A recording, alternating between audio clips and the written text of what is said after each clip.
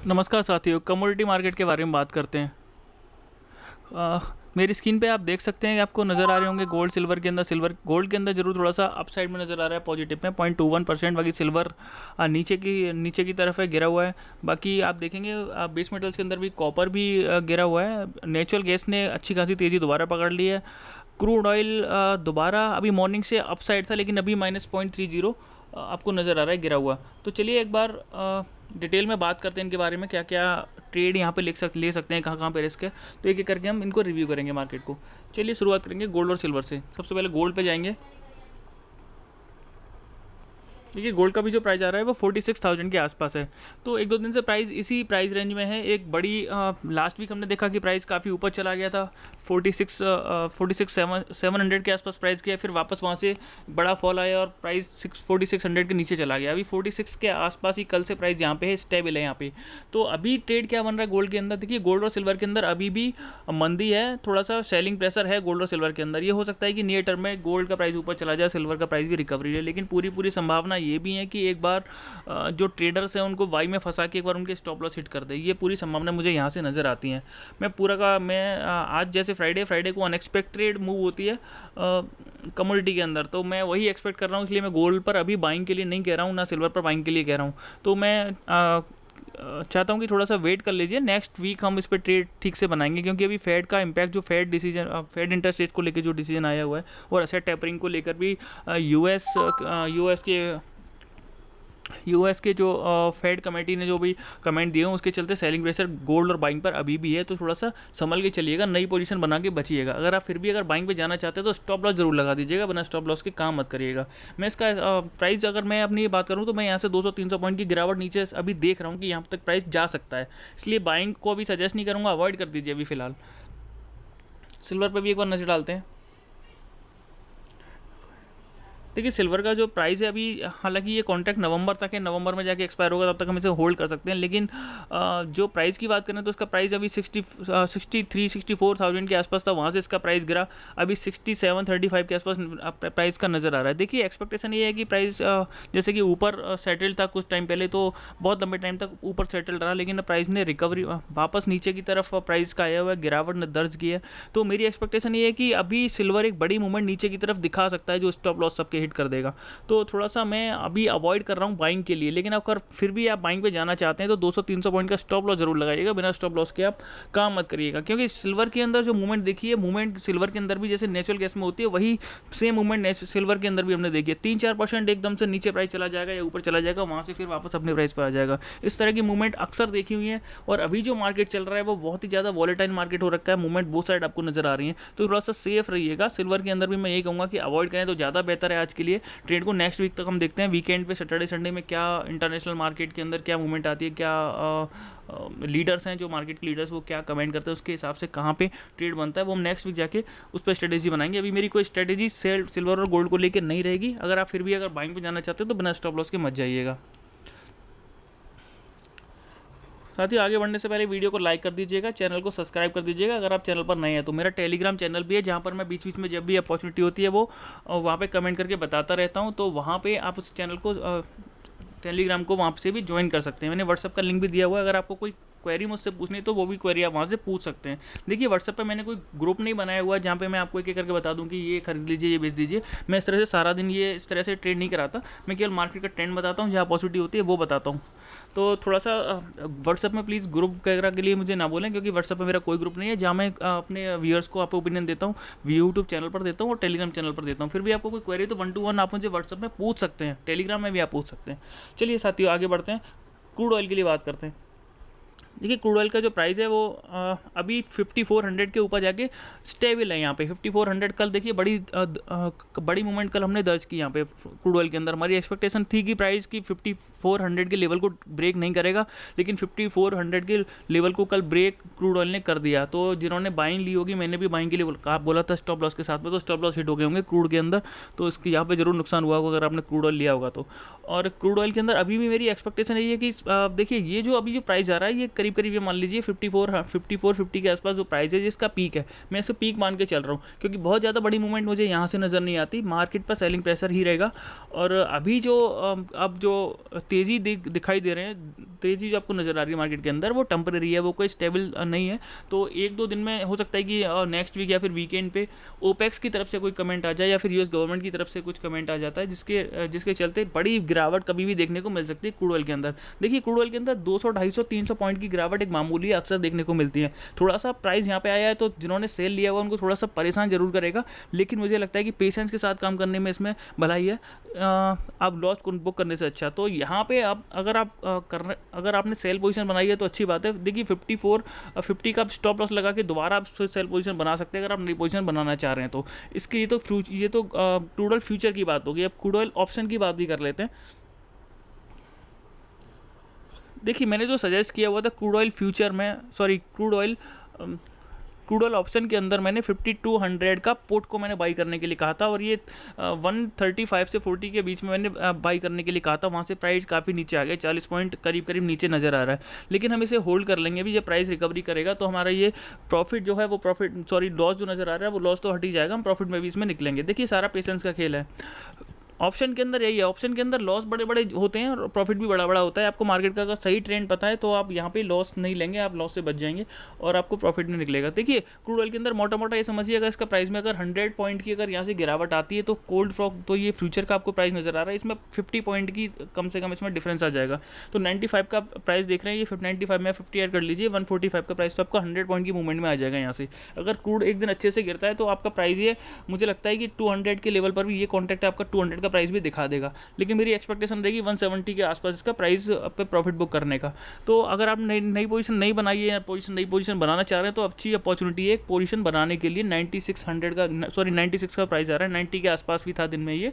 तो आप इस प्राइस पे या थोड़ा सा 3-4 पॉइंट यहाँ से नीचे जाए तो आप यहाँ से इस प्राइस पे 5200 के पीई को आप बाई कर सकते हैं। ये अच्छी अपॉर्चुनिटी होगी और कम से कम आपको 150 के आसपास तो प्राइस आसानी से दिखा देगा, थोड़ा सा होल्ड करेंगे तो चलिए साथियों आगे बढ़ते हैं। नेचुरल गैस के बारे में बात कर लेते हैं। नेचुरल गैस का देखिए जो प्राइस नज़र आ रहा है, नेचुरल गैस में जो कल मैंने इन्वेंट्री से पहले कहा था कि 350 के आसपास बाई कर लीजिएगा। एक इसका स्ट्रिक्ट हमने रेसिस्टेंस जरूर बताया था 344 का, वो वहाँ से 349 से नीचे प्राइस नहीं गया और वापस ऊपर ही प्राइस आया तब से। तो कई लोगों ने प्रॉफिट बुक कर लिया है, और आपने अगर प्रॉफिट बुक नहीं किया हुआ तो प्रॉफिट बुक आप अभी कर सकते हैं, क्योंकि अभी इसका प्राइस यहाँ पे 376 के आसपास है। यहाँ से थोड़ा सा प्राइस स्टेबल रहेगा, ऊपर भी जाएगा नीचे भी जाएगा, तो थोड़ा सा केयरफुल रहिएगा। नई बाइंग अभी मत बनाइएगा। प्राइस मुझे लगता है कि नेचुरल गैस का दोबारा से नीचे आएगा, दोबारा से यहाँ से बाइंग अपॉर्चुनिटी हमें मिलेगी। अगर नहीं आता, अगर ऊपर निकल जाता प्राइस तो कोई बात नहीं, अपॉर्चुनिटी हम छोड़ देंगे, लेकिन अननेसेसरी मार्केट में फंसने की कोई रणनीति हम नहीं बनाएंगे। रणनीति हमारी सेफ चलने की रहेगी। मार्केट की मूवमेंट के हिसाब से अगर हम कहीं फंस जाए तो एक अलग बात है, जैसे क्रूड ऑयल के साथ में हमारे साथ होगा, लेकिन नेचुरल गैस के अंदर हमारी रणनीति ये रहेगी, वापस अगर प्राइस इसका 360 के नीचे जाएगा तो हम स्टॉप लॉस के साथ में रणनीति बनाएंगे बाई की। तो ट्रेंड नेचुरल गैस का आप ही है। नेचुरल गैस में आप ये मत अभी एक्सपेक्ट करिएगा कि प्राइस का बहुत नीचे चला जाएगा। अगर चला जाएगा तो जाने देंगे, वो एक बाइंग अपॉर्चुनिटी होगी हमारे लिए, लेकिन ट्रेंड अप साइड ही रहेगा नेचुरल गैस का जब तक विंटर क्लोज नहीं होते, एटलीस्ट नवंबर और दिसंबर तक। तो थोड़ा सा संभाल के चलिएगा नेचुरल गैस के अंदर। अभी वेट करेंगे, प्राइस गिरेगा तभी इस पर पोजीशन लेंगे, वरना नहीं लेंगे। साथियों बेस मेटल्स के लिए एक बार नज़र डाल लेते हैं। देखिए बेस मेटल्स में इसका जो प्राइस नज़र आ रहा है अभी देखिए 3.95 यानी 4 पॉइंट करीब गिरा हुआ है कल के मुकाबले। तो आज दिन में इसका प्राइस थोड़ा सा ऊपर था, तो दिन में जो ओपन हुआ था प्राइस वो 233 के आसपास हुआ था, वहाँ से प्राइस का 234.60 पर गया था। तो मेरी एक्सपेक्टेशन ये थी कि दिन में ये प्राइस जब ओपन हुआ था उसके बाद फिर ये 334 के आसपास ये दोबारा प्राइस आना चाहिए था। तो मैं एक्सपेक्ट कर रहा था कि 334 के आसपास प्राइस आएगा तो हम इसी दोबारा से सेल करेंगे। कल जो हमारी रणनीति थी, एक स्टॉप लॉस के साथ में हमने सेल बताया था, स्टॉप लॉस हिट हुआ था हमारा, वहाँ नुकसान हुआ था एल्यूमिनियम का। हालांकि मैंने कोई पोजीशन नहीं बनाई थी, लेकिन मेरे स्ट्रेटेजी के हिसाब से जहाँ पे गलती हुई हम उसे एक्सेप्ट करते हैं। यहाँ पे एल्यूमिनियम के अंदर जरूर हमारा स्टॉप लॉस हिट हुआ होगा। लेकिन एक चीज़ आप ध्यान रखिएगा, बेस मेटल्स के अंदर कोई भी अगर आप काम कर रहे हैं तो प्लीज़ करंट कॉन्ट्रैक्ट पे काम ना करें, नेक्स्ट कॉन्ट्रैक्ट पे काम करिएगा। ये कॉन्ट्रैक्ट आपको जल्दी छोड़ना भी पड़ जाएगा और इसके प्राइस काफ़ी तेज़ी से ऊपर चले जाएंगे। नेक्स्ट कॉन्ट्रैक्ट के कंपैरिजन में, तो प्लीज़ नेक्स्ट कॉन्ट्रैक्ट में काम करिएगा। प्राइस अगर ऊपर दोबारा जाता है नेचुरल गैस का यहाँ से 3 या 4 पॉइंट ऊपर, तो आप यहाँ से दोबारा सेल बनाइएगा, तब तक कोई सेल मत बनाइएगा, छोड़ दीजिए अभी। मुझे लग रहा है इवनिंग सेशन में प्राइस का दोबारा ऊपर जाएगा और नेक्स्ट कॉन्ट्रैक्ट में हम प्राइस लेंगे। नेक्स्ट कॉन्ट्रैक्ट में भी एक बार प्राइस चेक कर लेते हैं एल्यूमिनियम का क्या आ रहा है, फिर मैं आपको बताता हूँ।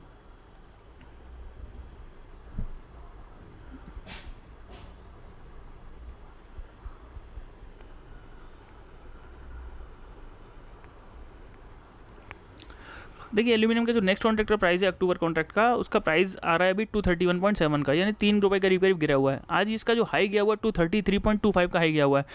तो इसका अगर प्राइस दोबारा 233 के ऊपर जाता है तो हम इसे 234.8 का स्टॉप लॉस लगा के इस पर सेल करेंगे।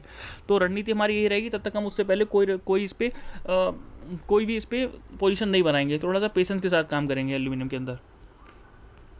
देखिए बेस मेटल्स के अंदर बोथ साइड मूवमेंट यहाँ से नज़र आ रही है, बार बार प्रॉफिट बुक करने का मौका मिलेगा, तो इसी तरह से काम करेंगे। लेड के लिए एक बार नज़र डालते हैं। लेड का जो प्राइस नज़र आ रहा है, देखिए 190 का नज़र आ रहा है। हम एक बार नेक्स्ट कॉन्ट्रैक्ट का प्राइस देखते हैं लेड का।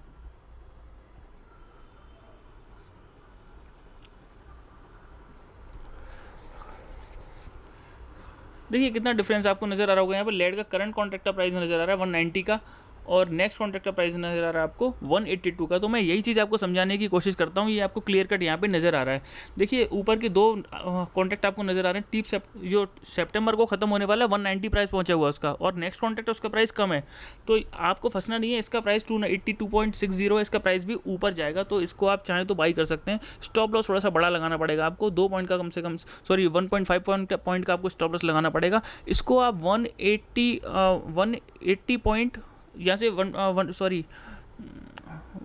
इसे आप यहाँ से करीब करीब 1.5 पॉइंट नीचे लगा दीजिएगा बाइंग के लिए। आज इसका जैसे आप 181.1 का इसका डे लो है, यहाँ से भी थोड़ा सा 50 पैसे में नीचे लगाना पड़ेगा। तो प्राइस अगर और नीचे जाता है तो आप इसको 180.6 यानी 180.6 यहाँ पे आप इसको बाई लगा सकते हैं 50 पैसे के स्टॉप लॉस पे। यहाँ पे लेड में मुझे बाइंग का नज़र आता है, तो यहाँ पे थोड़ा सा यह आपको बाइंग अपॉर्चुनिटी बन रही है। थोड़ा सा अगर प्राइस यहाँ का नीचे जाएगा तो हम बाइंग लेंगे, अगर प्राइस ऊपर जाता है तो छोड़ दीजिए। इसमें पोटेंशियल है 187 189 तक का जाने का, तो थोड़ा सा वेट करिएगा प्राइस गिरने का, इसको हम बाइंग कर सकते हैं।